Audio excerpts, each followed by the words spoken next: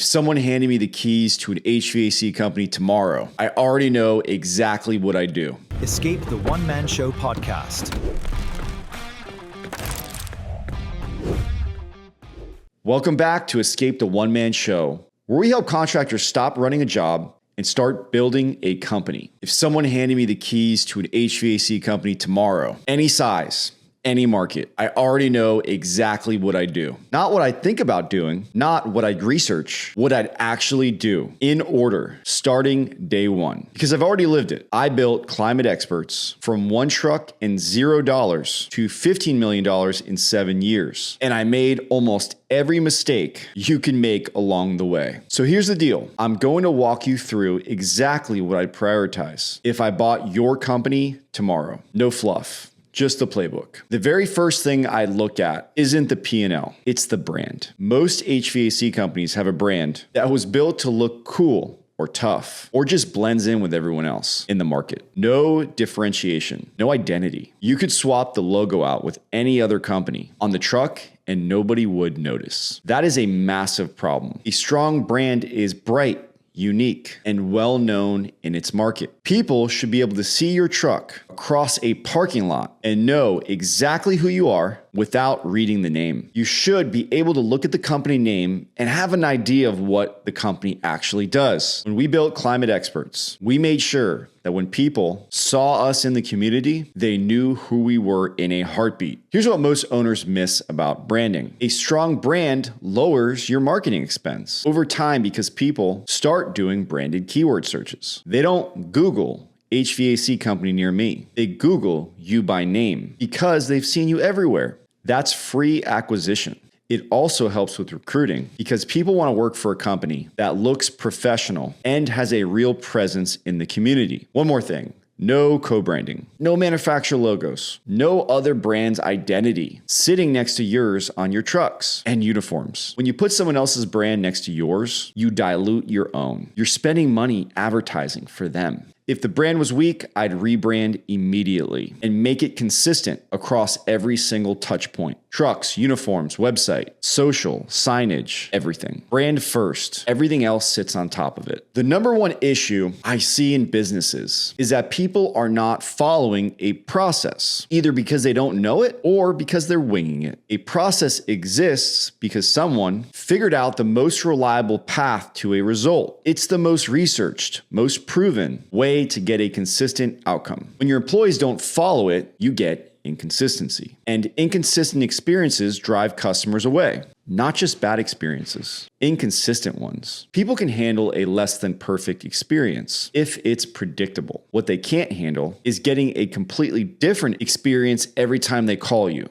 I'd build a training plan for every single role in the company tied directly to SOPs, not a binder that nobody reads, an actual process that people are trained on, tested on, and held accountable to. Do you have people requesting a specific tech all of the time? That's a red flag. It means the other techs are not delivering the same experience. That's a training and process problem, not a personality problem. As you grow, specialize people into roles that match their actual strengths. A great maintenance tech is a different person than a great diagnostic tech. A great comfort advisor is different from both of them. A great CSR is different than a great dispatcher. In the beginning, everyone wears multiple hats, but as soon as you can, lean people towards what they're actually great at. Nobody wants a handyman who supposedly knows everything, but isn't great at anything. People want professionals. People want experts. This is where most owners destroy their companies while thinking they're building them. You don't need nice people. You need the right people. Nice is a bonus. What you actually need is people with the aptitude for their specific role. Working in the trades is not easy, and it's not for everyone. An installer is a specific type of person.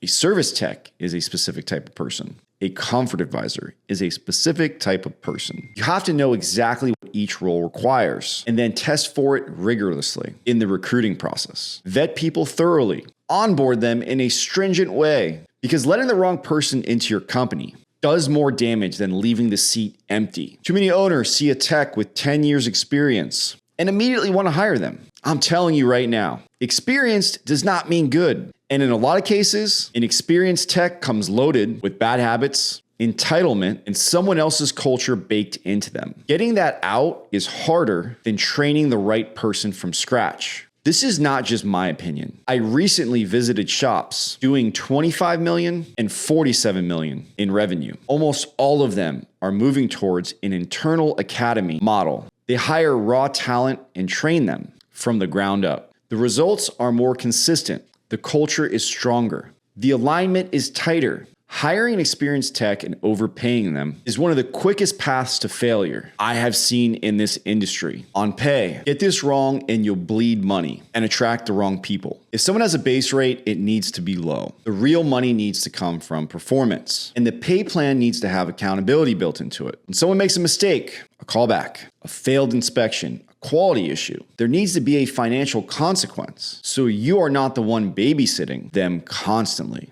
Too many shops pay top dollar with zero accountability and end up with entitled employees who always want more and have no consequences for their mistakes, other than eventually being fired. People do what they're paid to do. Make sure your pay plan drives behavior you actually want. Quick break. This episode is brought to you by Conduit Warranty Solutions. Yeah, I actually use them. I used to eat warranty work like an idiot. Now I own my own warranty and I actually make money on it. Conduit handles all the compliance, legal, all of it. If you own a shop and you're not doing this, you're just working for free. Conduit is the warranty that puts money back in the pockets of the guys doing the work. Call them today or go to their website to schedule a free consult at www.conduitwc.com, or keep losing money on warranties. I don't care. Back to the show. If you built a culture full of extra nice people, pleasers, get ready for your business to collapse. I know that sounds harsh, but I mean it. You need competitive people. People who want to win. People who will do whatever it takes to deliver results. 5-star reviews with no revenue will not keep a company in business. Without revenue and profit, you have no money to pay your people. The companies that get culture right treat it like Disney. It feels like a cult from the outside. Everyone aligned, everyone bought in, everyone moving towards the same mission. And that's exactly why Disney feels like a magical place. You feel it the moment you walk through the gates. Everyone loves what they do and where they work. That's not an accident. It's a structure that creates that atmosphere deliberately. To build that, you need a strong mission statement and core values you actually hold your people accountable to. Not words on a wall. Standards that determine who stays and who goes. Too many trades companies hire cowboys who go out there and do their thing, and every customer gets a completely different experience. That is culture rot, and it is slow and deadly. And here's a piece that most owners skip entirely. You need great managers, not just great leaders. These are two completely different skills. A leader inspires and motivates. A leader can move people emotionally and get buy-in. But a leader can also be a terrible manager. They can be an amazing individual contributor who fires up the room and then can't drive consistent results from a team. A manager knows how to influence others towards outcomes. A manager tracks numbers, holds accountability, runs processes, and gets results from people consistently, not charismatically, consistently. You need both, and you need to know which one you have sitting in each role. Most companies don't review their financials often enough. And when they do, they're making decisions on what worked last year, not what's working right now. The market changes, prices go up. Things that used to work stop working. If you're running the same marketing strategy, the same price structure, and the same cost model you ran 2 years ago, you are slowly falling behind. And you may not feel it until it's too late. Here's the framework. Find out where you're making the most money. Put more resources there. Find out where you're wasting money. Stop. Follow the money first, and you will make more intelligent decisions than almost every competitor in your market. Most HVAC companies know their revenue. They don't know their profit per job, profit per tech, or their real cost to acquire a customer. Until you know those numbers, you are flying blind. And flying blind at $2 million is manageable. Flying blind at $8 million will put you out of business fast. If you're just selling a box, just selling an HVAC system with no differentiation, you are in a race to the bottom. And you will lose that race to Chuck in a truck who has no overhead and can always go lower than you on price. Your business needs talking triggers, things people tell other people about you that make them choose you without even comparing